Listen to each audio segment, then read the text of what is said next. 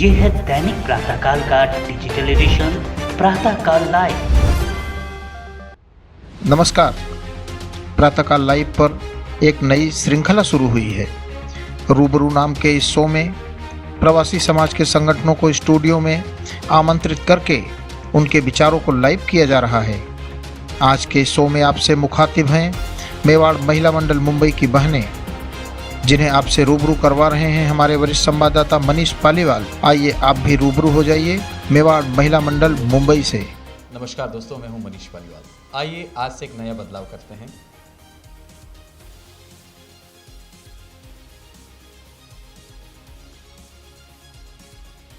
आज के बाद आप हमें इसी पर लाइव देखेंगे। दोस्तों, आज हमारे साथ हैं रूबरू के इस पहले एपिसोड में मेवाड़ महिला मंडल की हमारी बहनें। मध्य में विराजित हैं मेवाड़ महिला मंडल की अध्यक्षा कंचनजीत सिंघवी, इस तरफ हैं महामंत्री कंचन एल सिंघवी जी, और उस तरफ विराजित हैं संगठन की कोषाध्यक्षा विजय लक्ष्मी चंडालिया जी। मुंबई में यूं तो महिला मंडल के बहुत सारे संगठन काम करते हैं, सामाजिक, सांस्कृतिक, तमाम तरीके की चीज़ें होती हैं, मगर मेवाड़ महिला मंडल कुछ हटकर काम करता है। संगठन की तमाम गतिविधियां इन पदाधिकारियों से जानेंगे और ये संगठन निकट भविष्य में महिलाओं के लिए, महिलाओं के हितों में किस तरीके का काम करेगा, ये तमाम चीज़ें भी ये हमारे पदाधिकारी बताएंगे। तो मेरा सबसे पहला सवाल है संगठन की अध्यक्षा कंचन जी से कि आप अपने संगठन के बारे में बताएं कि आपका संगठन कब गठित हुआ और क्या क्या गतिविधियाँ कर रहा है। हमारा महिला मंडल का संगठन गुरुदेव सौभाग्य मुनि जी महाराज सा, गुरु ने प्रेमवती जी महाराज सा जब बॉम्बे में चौमासा हुआ 84 में, तभी से बना है मेवाड़ महिला मंडल मुंबई। अब अभी वर्तमान में कार्यकारिणी कितनी बड़ी है और पूरे मुंबई में कितनी जगह पर आपका संगठन सक्रिय है? हम मुंबई में 35 उपमंडल है, उसमें 4200 लेडीज़ हैं अभी, और संगठन हर उपमंडल में अच्छे से अच्छा कार्य हो रहा है। और हमारे सलाहकार समिति 9 की रहती है, उसमें जो पहले सब अध्यक्ष बन चुके हैं वो भी हैं, और हम जो नए जुड़ रहे हैं ऐसा सलाहकार समिति, उनसे हम सब विचार विमर्श करके कार्य करते हैं आगे। मेरा अगला सवाल है संगठन की महामंत्री कंचन जी से कि कोरोना काल के बाद निरंतर महिला समागम कार्यक्रम हो रहे हैं, महिला समागम के कार्यक्रम हो रहे हैं। ये महिला समागम जो कार्यक्रम हो रहे हैं उसका मूल उद्देश्य क्या है और इन उद्देश्यों में आप कितने सफल रहे हैं?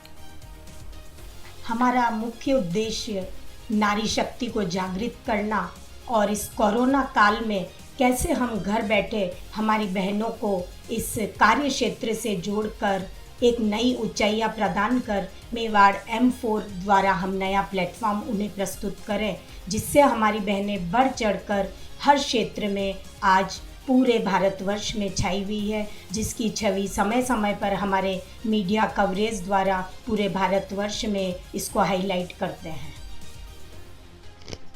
विजय लक्ष्मी जी से मैं ये जानना चाहूँगा कि अम्बेश पाठशाला के माध्यम से बच्चों को संस्कारित करने का काम किया जा रहा है। यह संगठन किस तरीके से काम कर रहा है और इसमें महिलाओं की भागीदारी कितनी है?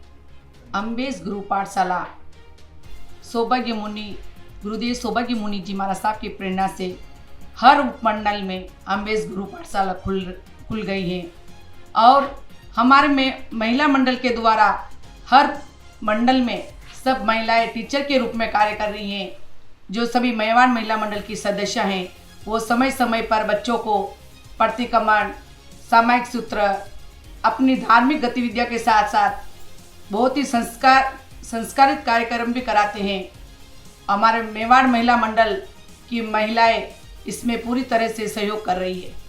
कंचन जी, मैं आपसे ये जानना चाहता हूँ कि भावी पीढ़ी के लिए क्या कार्य योजना है और उनको संस्कारित बनाने के लिए, जैसा कि मैडम ने बताया कि पाठशाला चल रही है, उसके अलावा भी कोई योजना चल रही है या आपके दिमाग में निकट भविष्य में और कोई कार्य योजना शुरू करने का मंथन चल रहा है? योजना तो मनीष जी बहुत है दिमाग में, लेकिन हम संस्कारित करने के लिए बच्चों की जो पाठशाला है ये, लेकिन उसके अलावा भी हम बच्चों को ऐसा अलग अलग संस्कार देने के लिए मम्मियों को बोलते हैं कि उनको ये प्रेरणा दो कि पढ़ाई का तो होता ही है जैन धर्म का, लेकिन और संस्कार कुछ अच्छे मिले तो ये पाठशाला भी उसमें सब कर रही है कार्य, और हमारी सभी बहनें टीचर्स जो है वो सब संस्कार, इसके लिए संस्कारित प्रोग्राम दिया जा रहा है। और मेवाड़ महिला मंडल मुंबई के आगे की योजना के लिए मैं ये बताना चाहती हूँ कि सबसे ज़्यादा जोर में मेरे कार्यकाल में मैं जो जैन समाज में तलाक हो रहे, मैं उनको जितना हो सके कम करो। उनके मम्मी पापा को ये समझना चाहिए कि उनको समझौता करा के तलाक न हो गए, वहाँ तक पूरी मेरी इस पर ज़्यादा जोर रहेगा। और समाज में मैं ये चाहती हूँ कि जैन समाज की लेडी साफ़ा नहीं पहने। मेरा ये है कि जैन समाज की लेडी साफ़ा नहीं पहने, कोई भी उनका स्वागत हो, शब्दों से स्वागत हो, लेकिन साफ़ा नहीं पहने।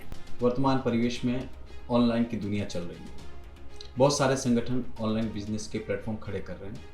महिला मंडल द्वारा भी इस तरीके का प्रयास किया जा रहा है।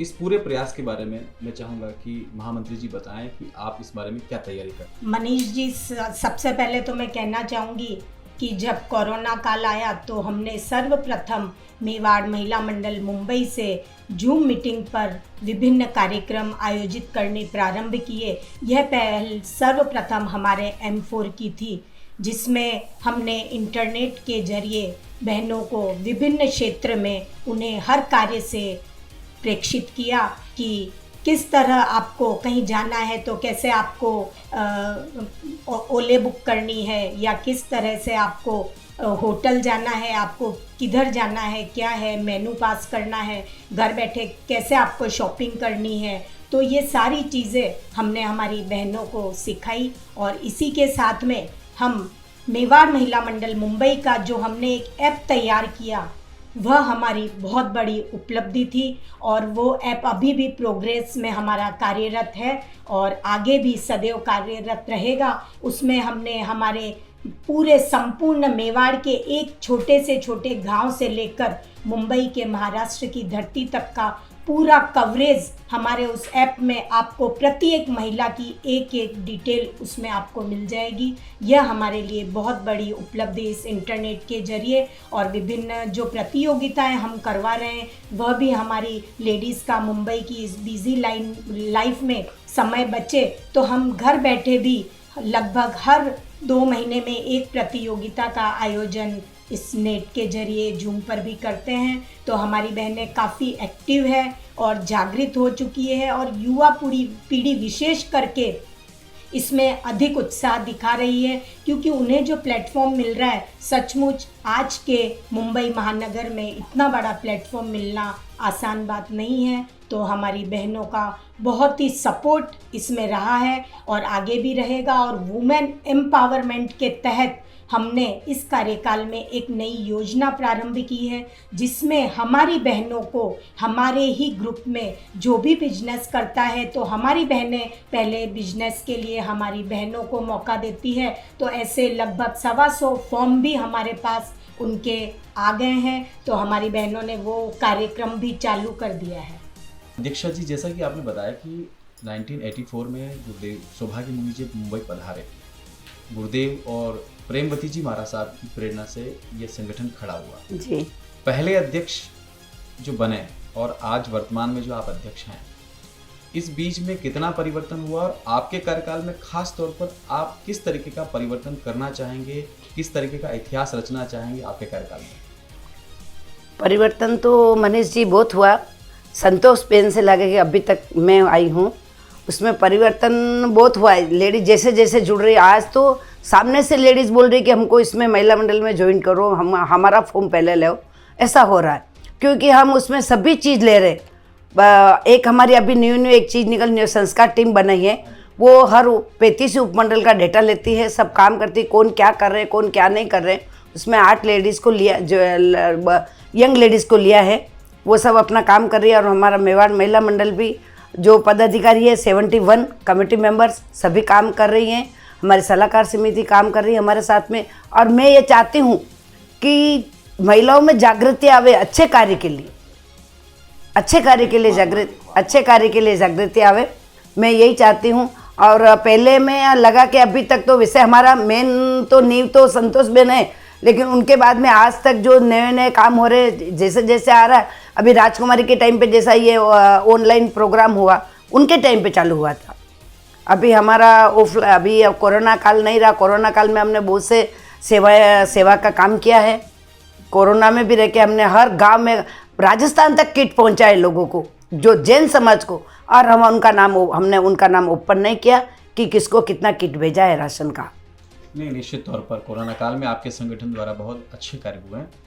मैं विजय लक्ष्मी जी से ये जानना चाहूँगा कि समाज में बहुत सारी खेलकूद की गतिविधियाँ आयोजित हो रही है, निकट भविष्य में महिला मंडल का भी ऐसा कोई प्लान है? मनीष जी, आपने पूछा खेलकूद में हम लोग क्या करेंगे। देखो, अभी नवयुग मंडल का क्रिकेट हुआ और अभी कन्या मंडल का 3 तारीख को क्रिकेट होने जा रहा है। उसी तरह हम भी मेवाड़ महिला मंडल की चाहते हैं, महिलाएं चाहती है कि क्रीड़ा क्षेत्र में कुछ न कुछ हम ऐसा स्पोर्ट के लिए कुछ कार्य ऐसा करें कि सभी महिलाएं मतलब क्रीड़ा क्षेत्र में आगे आए। अक्सर ये देखा जाता है कि महिलाएं जब पद पे होती हैं तो सक्रिय होती हैं और पद से जाने के बाद उनकी सक्रियता खत्म हो जाती है, तो इसके पीछे मूल क्या कारण है? मूल कारण तो मनीष जी यही है कि उन्होंने सोचा कि मैंने 3 साल जो कार्य कर लिया बस हो गया, अभी मेरा कुछ काम नहीं। लेकिन ऐसा नहीं सोचना चाहिए। जब तक उनका शरीर चले, जे साथ देवे हाथ पैर, तब तक उनको कार्य का समाज में करना ही चाहिए। और हर जो भी नए अध्यक्ष है उनकी हेल्प करके उनके साथ में मिलके कार्य अच्छे से अच्छा कार्य करना चाहिए। ऐसा नहीं कि वह हो गया हमारा कार्यकाल अभी हम आराम से बैठ जाओ, ऐसा नहीं। कुर्सी तो आती जाती रहेगी, लेकिन काम तो हमेशा करना चाहिए। जी, मुंबई के अंदर जातिगत आधार पर महिला संगठन बहुत सारे बने, लेकिन सामूहिक रूप से राजस्थान का या मेवाड़ के तमाम जातियों का ऐसा कोई संगठन नहीं बना है। इस दिशा में आपके क्या विचार हैं? मनीष जी, बहुत ही जोरदार सवाल आपने पूछा, क्योंकि मैं भी आरएसएस की बेटी हूँ, तो मुझे आज गर्व हो रहा है इस पर कि हमारे हिंदू धर्म में एक मानवता और एकता का जो संदेश दिया है, सचमुच आरएसएस हम बचपन से ही इसने हमको बहुत बड़ी सीख दी है। तो मैं कहना चाहूँगी कि भविष्य में हम सकल जैन समाज मिलकर एक ऐसा संगठन बनाएंगे जिसमें हमारे सभी हिंदू धर्म मेरा सवाल जैन समाज के विषय में नहीं है, मेरा सवाल है समस्त जो जातियां हैं मेवाड़ की या रजत, उन तमाम बहनों के संगठन है वो सामूहिक रूप से एक नहीं है। क्या ऐसा महासंघ महिलाओं का बनना चाहिए? इस विषय का सवाल। बनना चाहिए। बिल्कुल महासंघ बनेगा और हम पूरे प्रयासरत रहकर इस कार्य को अंजाम देने की कोशिश करेंगे, क्योंकि विभिन्न क्षेत्रों में हमने हिंदू अपने विभिन्न जो संप्रदाय हैं उनको जोड़कर हमने संगठन बना रखे हैं। जैसे हमारे सांता क्रूज में पद्मनी ग्रुप है, जिसमें सकल समाज की हमारी एक रूपता उसमें जागृत होती है और उसमें एक्टिविटीज़ भी हमारी सभी बहनें मिलकर उसमें सर्वधर्म के साथ में हम कार्यक्रम करते हैं। तो जो छोटे लेवल से हमने यह संघों को जोड़ने का जो काम किया है सकल जातियों के साथ में, उसको हम बड़े लेवल पर भविष्य में ज़रूर हमारा प्रयास रहेगा कि हम अपने सभी धर्मों के जो लोग हैं, संप्रदाय और विभिन्न जातियों के, तो वो सकल एक हिंदू समाज के रूप में हमारी मेवाड़ की शक्ति का एक आयोजन हो, ऐसा हमारा पूर्ण प्रयास रहेगा। मेवाड़ गुरु परंपरा में पूज्य गुरुदेव सौभाग्य मुनि आज हमारे बीच नहीं है। कुछ समय पूर्व मदन मुनि जी भी हमें छोड़कर चले गए हैं। ये बहुत बड़ी रिक्तता है। इस रिक्तता की पूर्ति आप किस रूप में देखते हैं? इस रिक्तता की पूर्ति तो अभी हम तो सब कोमल मुनि के ऊपर ही हैं कि वो अच्छे से अच्छे, वो खुद भी अच्छे कोई करे समाज के लिए, कोई अच्छे और अच्छे चेला भी बनावे, तो हमारे कुछ हो सकता है सरमन संघ के लिए। जो हमारे मेवाड़ संघ के संत है वो है हमारे कोमल मुनि महाराज सही। तो ये पद, जब उनका पद अभी उपरवतक बने हैं, प्रवर्तक भी बनेंगे, तो वो हम उनके ऊपर ही अभी तो आश्रित है कि भी वही सब करेंगे। और गुरुदेव का तो बहुत ही हमारे ऊपर पहले से हमको बहुत ही आशीर्वाद मिला हुआ है। जो काम गुरुदेव ने मेरे सरमन संघ वैसे तो बहुत बड़ा संघ है हमारा, और हम कोमल मुनि के जो कोमल मुनि आज्ञा करते हैं वही हम काम उनको बता के हम हर कार्य कर रहे हैं क्षेत्र में। और कोमल मुनि के ऊपर ही हम पूरा है कि कोमल मुनि महाराज हमारा सरमन संघ को बहुत आगे बढ़ाए, आगे चलाएंगे और अच्छे से अच्छे चेला बनाएंगे और सरमन संघ को वापस संतों की जोड़ी देंगे। मेवाड़ महिला मंडल द्वारा वर्तमान में सामाजिक स्तर पर किस किस तरीके के प्रोजेक्ट चल रहे हैं? विजय लक्ष्मी जी, मैं चाहूँगा कि इस सवाल का जवाब आप दें। जी मनीष जी, सबसे पहले तो हमने कार्यकाल शुरू होते ही कोरोना काल के ऊपर किट इकट्ठे किए।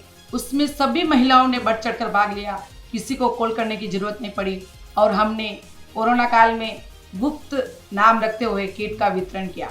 उसके बाद गुरुदेव सौभाग्य मुनि जी महाराज साहब की प्रथम पुण्यतिथि आई, उसमें सभी महिलाओं ने, सभी उपमंडल ने द्वारा पैसे लिखवाए और हम वो पैसे, जैसे कोई ऑपरेशन कराना हो, सहधर्मी भाई बहन को ऑपरेशन कराना हो, डायलिसिस कराना हो, व्हील चेयर या आदि, मतलब सभी चीज़ की ज़रूरत जिसको भी है वो हम लोग प्रोवाइड करते हैं।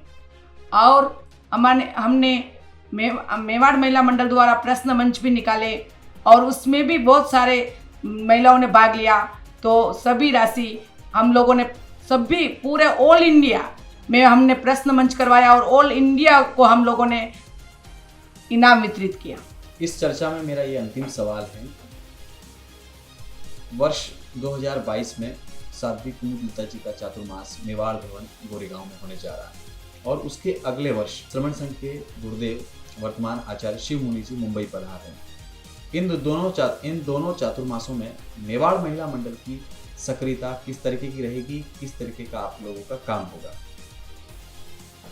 मनीष जी, चातुर्मास है तो हमें पूर्ण रूप से उसको सफल बनाने में ऐतिहासिक भूमिका निभानी है, क्योंकि अगर श्री कुमुदलता जी का चातुर्मास है तो हमें मेवाड़ श्री संघ अध्यक्ष निमिचंद जी साहब धाकड़ एवं हमारी अध्यक्षा कंचन जी एस सिंघवी के नेतृत्व में ऐसा एक नया इतिहास रचना है कि सदियों तक हमारे मेवाड़ की शान उस मेवाड़ भवन की आवाज़ के साथ कुमुदलता जी के चातुर्मास से ऐसी गूंजे कि सचमुच एक नया इतिहास स्वर्ण अक्षरों में रचित हो।